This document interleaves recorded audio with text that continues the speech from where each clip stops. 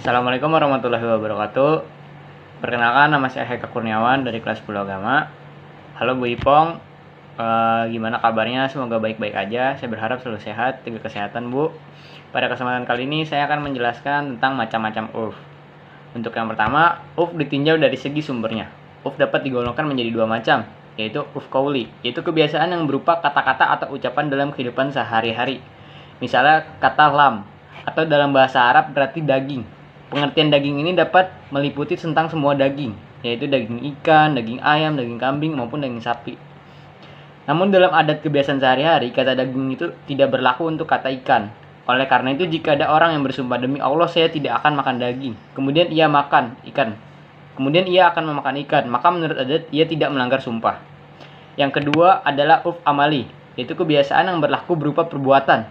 Misalnya kebiasaan dalam jual beli barang-barang yang kurang bernilai. Transaksi antara penjual dan pembeli hanya cukup dengan pembeli menerima barang dan penjual menerima uang tanpa ucapan transaksi atau akad.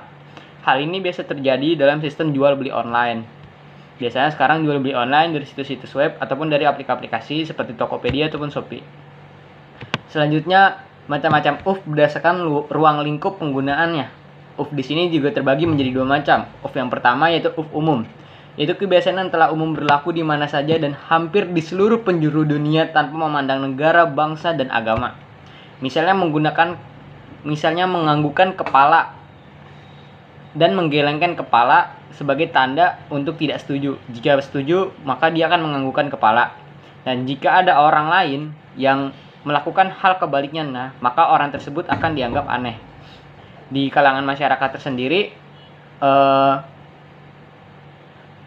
dalam hari-hari sedih ketika ada tokoh-tokoh nasional yang sedang meninggal ataupun dalam suasana berduka, maka ada pengibaran bendera hanya sebatas setengah tiang bendera saja.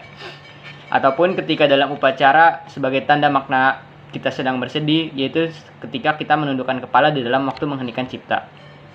Selanjutnya adalah urf khusus, yaitu kebiasaan yang dilakukan oleh sekelompok orang di tempat tertentu atau pada waktu khusus tertentu dan tidak berlaku di sembarang waktu dan tempat.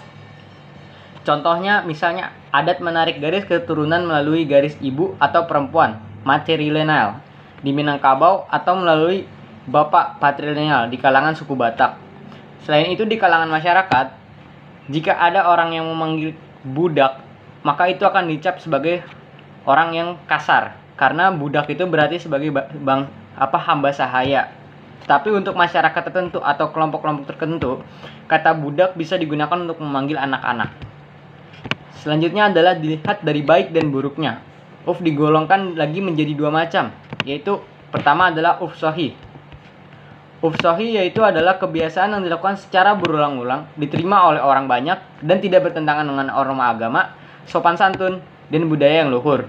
Misalnya memberi hadiah kepada orang tua dan kerabat di pada hari-hari tertentu, serta memberikan suatu hadiah kepada teman, kerabat, guru ketika mereka berhasil memenangkan suatu kejuaraan. Hal itu sebagai bentuk apresiasi kita dan ucapan selamat kita kepada mereka. Yang kedua adalah urf fasid, yaitu adat kebiasaan yang berlaku di suatu tempat meskipun merata pelaksanaannya akan tetapi tidak bertentangan dengan agama, undang-undang negara, dan sopan santun.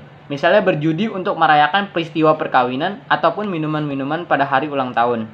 Mungkin sekian dari saya, lebih kurangnya mohon maaf. Jika ada kesalahan mohon dimaafkan. Wabillahi taufiq wal hidayah. Wassalamualaikum warahmatullahi wabarakatuh.